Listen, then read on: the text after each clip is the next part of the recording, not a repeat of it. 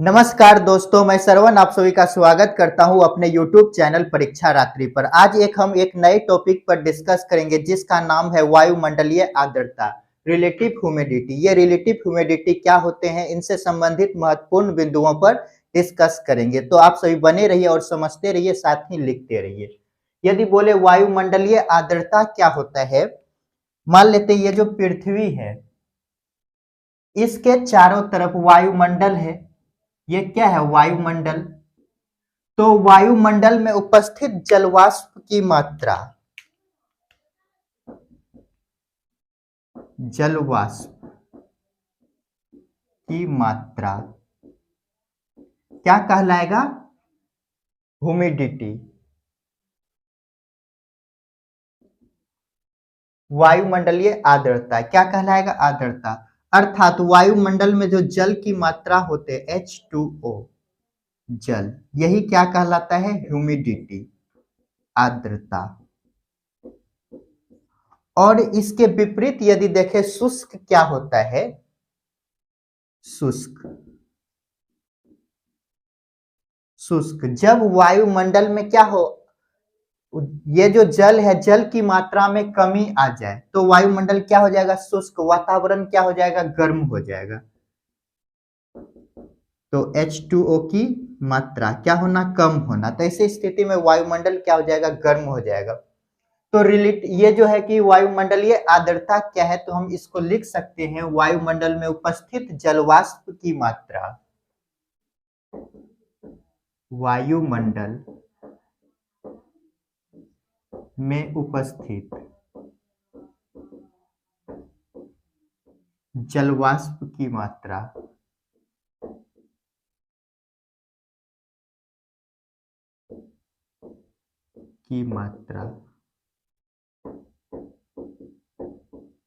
H2O की मात्रा क्या कहलाएगी?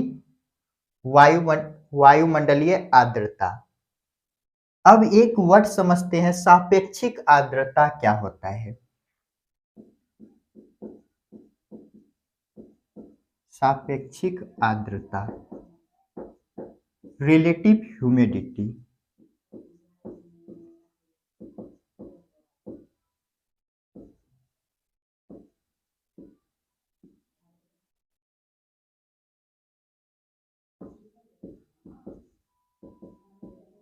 ये रिलेटिव ह्यूमिडिटी क्या होती है?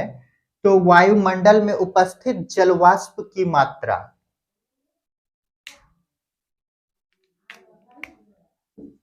वायुमंडल, वायु में उपस्थित जलवाष्प की मात्रा में उपस्थित जलवाष्प की मात्रा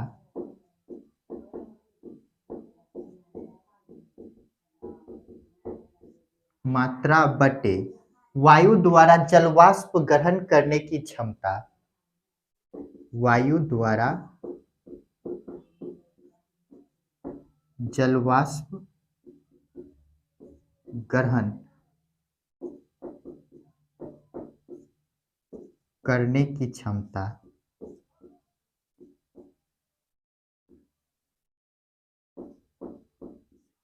इंटू 100। क्या कर देंगे? इसको इंटू कर देंगे 100। तो यही क्या कहलाएगा?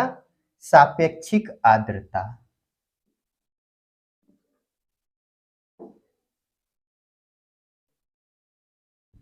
इसको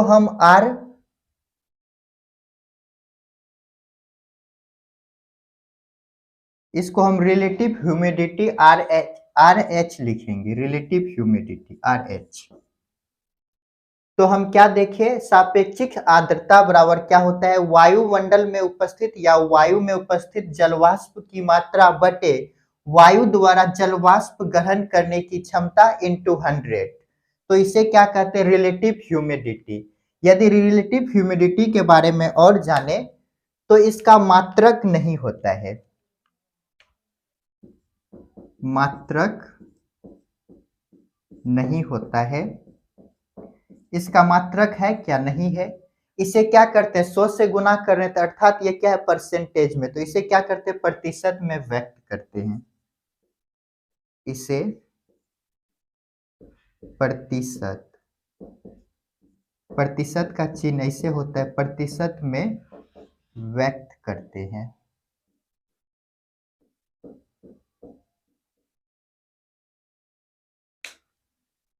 ये जो सापेक्षिक आर्द्रता होते हैं, ये व्युत्क्रमानुपाती होता है वायु द्वारा जलवाष्प ग्रहण करने की क्षमता।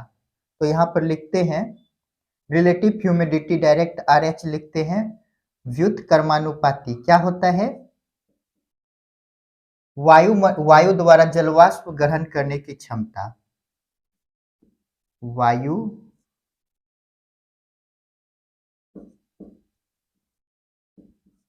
द्वारा जलवाष्प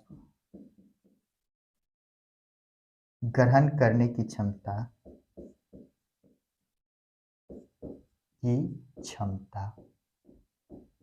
अर्थात रिलेटिव ह्यूमिडिटी यदि बढ़ेगा तो क्या होगा, वायु द्वारा जलवाष्प ग्रहण करने की क्षमता कम हो जाएगी। यदि रिलेटिव ह्यूमिडिटी कम होगा तो वायु द्वारा जलवाष्प ग्रहण करने की क्षमता बढ़ जाएंगे, विपरीत संबंध है।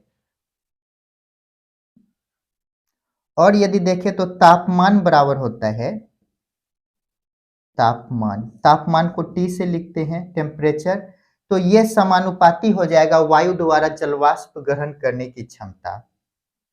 वायु द्वारा जलवाष्प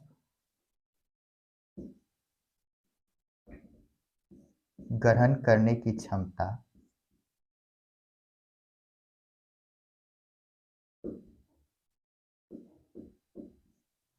अर्थात जब हम टेम्परेचर बढ़ाएंगे तो वायु द्वारा जो है कि जलवाष्प ग्रहण करने की क्षमता भी क्या हो जाएगा, बढ़ेगा।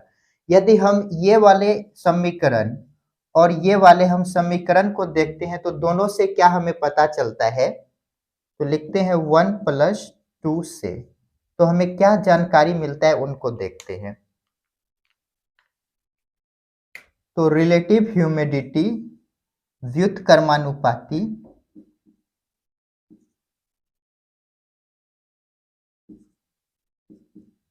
देखिए, ये जो तापमान है, वायु द्वारा जलवाष्प ग्रहण करने की क्षमता, यहाँ पर भी क्या है, वायु द्वारा जलवाष्प ग्रहण करने की क्षमता, दोनों सेम वर्ड है, और लेकिन ये क्या है, तापमान के समानुपाती है। अर्थात तापमान को हम इधर लिख सकते हैं, इसके जगह पर लिख सकते हैं। तो रिलेटिव ह्यूमिडिटी वायु द्वारा जलवाष्प ग्रहण करने की क्षमता, यहाँ पर हम क्या लिख सकते हैं, तापमान, यहाँ पे इस जगह पर। तो क्या हो जाएगा, रिलेटिव ह्यूमिडिटी व्युत्क्रमानुपाती टेम्परेचर, तापमान।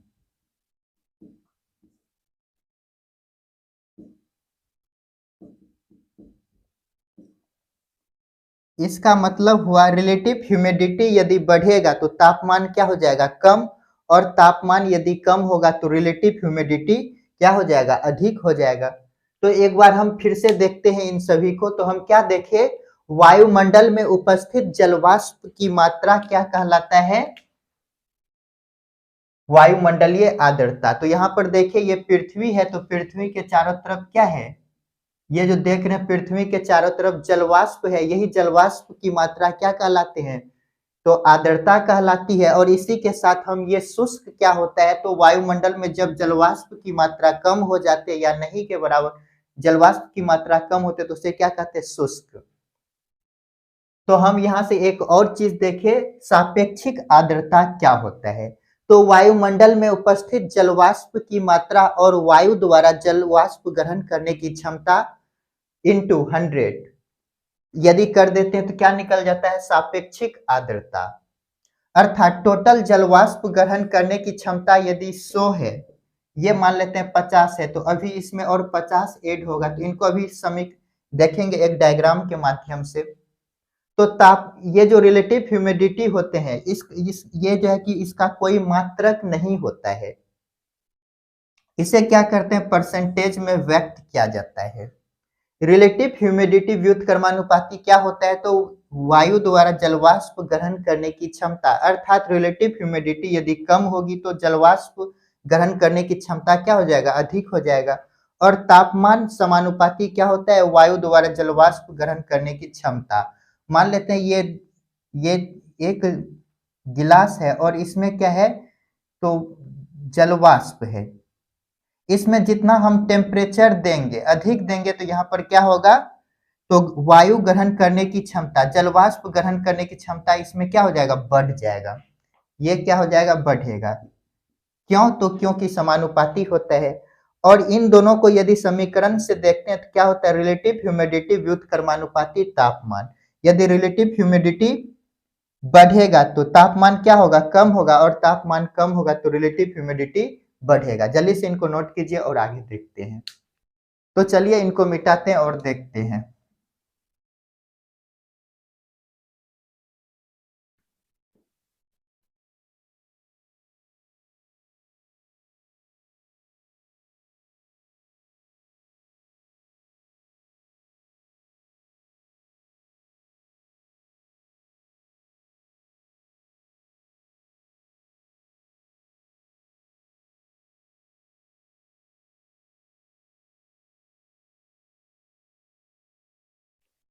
देखिए इधर लिखते हैं तापमान, वायु द्वारा जलवाष्प ग्रहण, वायु में उपस्थित जलवाष्प, वायु में उपस्थित जलवाष्प,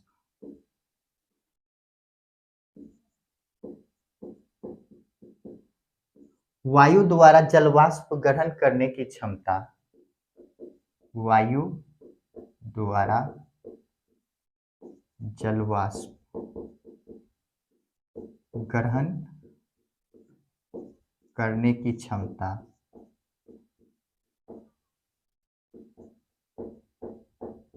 और यहाँ पे लिखते हैं हम रिलेटिव ह्यूमिडिटी, सापेक्षिक आर्द्रता।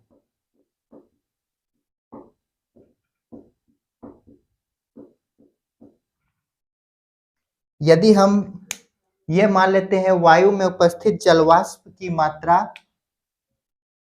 25% है और तापमान 20 डिग्री सेल्सियस है, और वायु द्वारा जलवाष्प ग्रहण करने की क्षमता 100% है, तो यदि रिलेटिव ह्यूमिडिटी देखें तो क्या हो जाएगा, तो रिलेटिव ह्यूमिडिटी बराबर होता है वायु में उपस्थित जलवाष्प की मात्रा और वायु द्वारा बटे जलवाष्प ग्रहण करने की क्षमता इंटू 100। यदि हम यहाँ पर निकाले तो ऐसे करके निकलेगा, रिलेटिव ह्यूमिडिटी बराबर क्या हो जाएगा, वायु में उपस्थित जलवाष्प कितना है, 25 बटे जलवाष्प ग्रहण करने की क्षमता क्या है, 100 इंटू 100। ये कट जाएगा तो कितना निकल जाएगा, 25%। तो सापेक्षिक आर्द्रता क्या हो गया, 25%। यदि हम ये तापमान को क्या करें, आधा कर देते हैं तो क्या हो जाएगा, ये 10%, 10 डिग्री सेल्सियस हो जाएगा। और वायु में उपस्थित जलवाष्प की मात्रा तो यही रहेगा। वायु द्वारा जलवाष्प ग्रहण करने की क्षमता क्या हो जाएगा, आधा हो जाएगा, क्योंकि तापमान के क्या होते हैं, समानुपाती होता है। ये क्या होता है, इसका समानुपाती होता है। तो ये यदि आधा हुआ है तो ये भी आधा हो जाएगा, तो ये हो जाएगा 50%। और ये मेरा कितना हो जाएगा, सापेक्षिक आर्द्रता। ऐसे करके यदि निकालेंगे तो ये हो जाएगा मेरा 50%। क्यों होगा, तो तापमान, ये जो है कि तापमान क्या होता है, सापेक्षिक आर्द्रता के व्युत्क्रमानुपाती। यदि ये कम होगा तो ये बढ़ेगा, ऐसे भी हम अंदाजा लगा सकते हैं। उसके बाद फिर यदि कम करते हैं, मान लेते हैं फिर इसको आधा करते हैं, तो ये 5 डिग्री सेल्सियस, और ये तो जलवाष्प वायु में जो है कि ये 25% ही रहेगा, और ये क्या हो जाएगा, ये भी आधा हो जाएगा।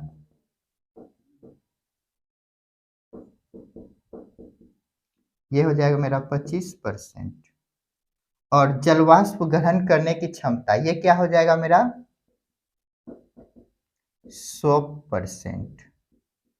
सापेक्षिक आर्द्रता क्या हो गया? 100%। जब 100% सापेक्षिक आर्द्रता होता है तो ऐसे स्थिति को क्या कहा जाता है? संतृप्त। वायु क्या होगा? संतृप्त होगा।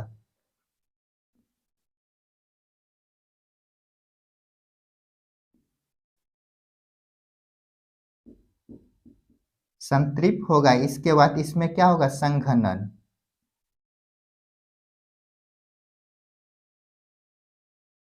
और ये ताप जो होते हैं, जिस ताप पर वायु आर्द्रता क्या होता है? 100%, उस ताप को औशांक बिंदु कहा जाता है, ड्यू पॉइंट। तो ये जो 5 डिग्री है ये क्या कहलाएगा? औशांक बिंदु।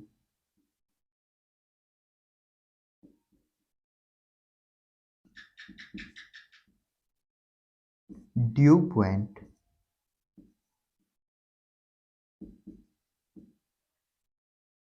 तो यहां से हमको पता चल रहा है जैसे तापमान बढ़ता है तो जलवाष्प ग्रहण करने की क्षमता क्या हो जाता है?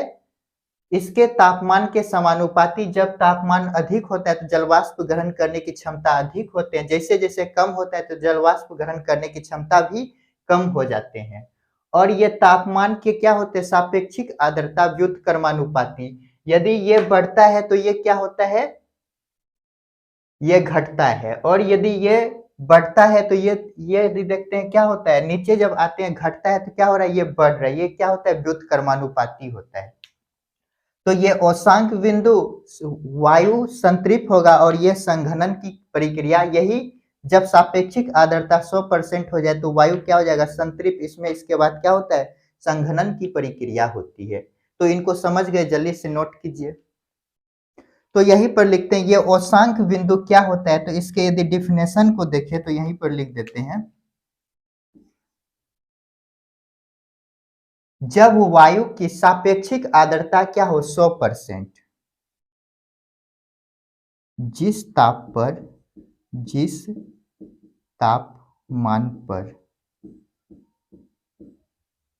वायु की आर्द्रता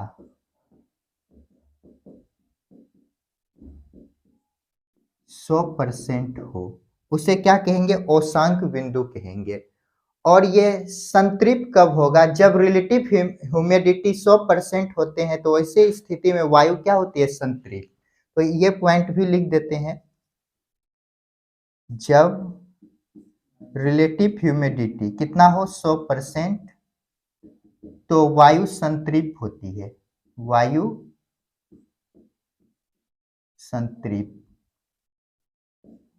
संतृप्त होती है।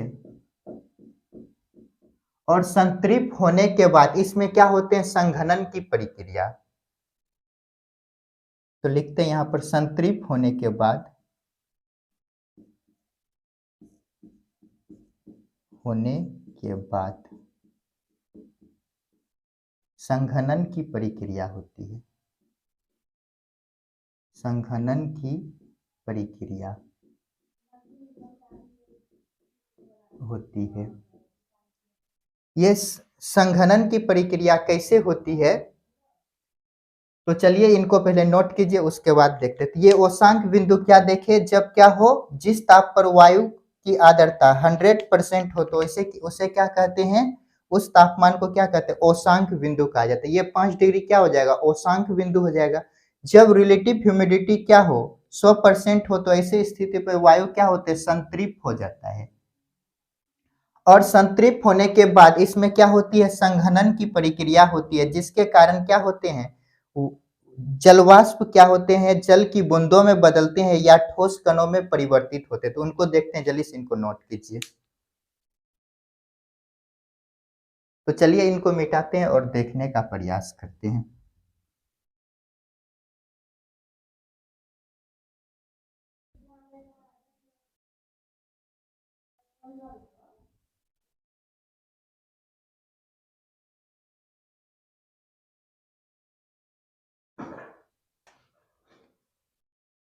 देखिए औशांक बिंदु,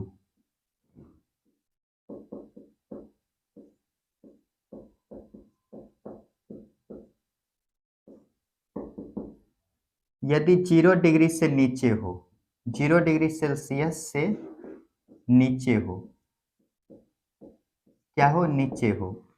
तो ऐसी स्थिति में क्या होगा, जल वाष्प,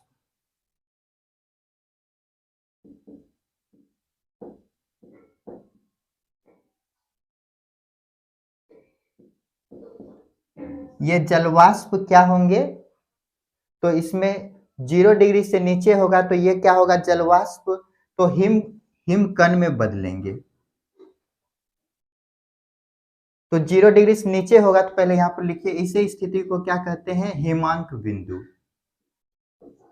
हिमांक बिंदु क्या कहते हैं, ऐसे स्थिति को हिमांक बिंदु। ऐसे स्थिति में क्या होते हैं, जलवाष्प, ऐसे स्थिति में जलवाष्प हिमकण में बदलेगा, हिमकण में बदलेगा, या इसके बाद हिमपात, हिमपात, ओलावृष्टि, ओलावृष्टि की क्रिया होगी।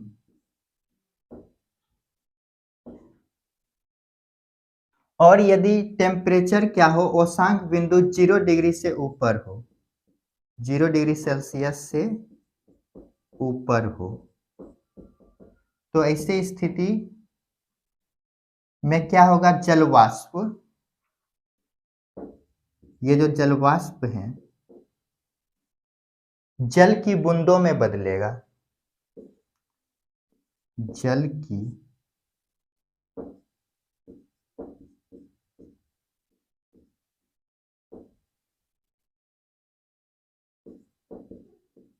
बूंदों में बदलेंगे।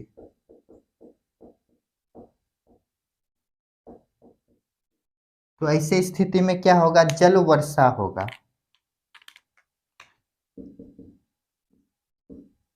जल वर्षा,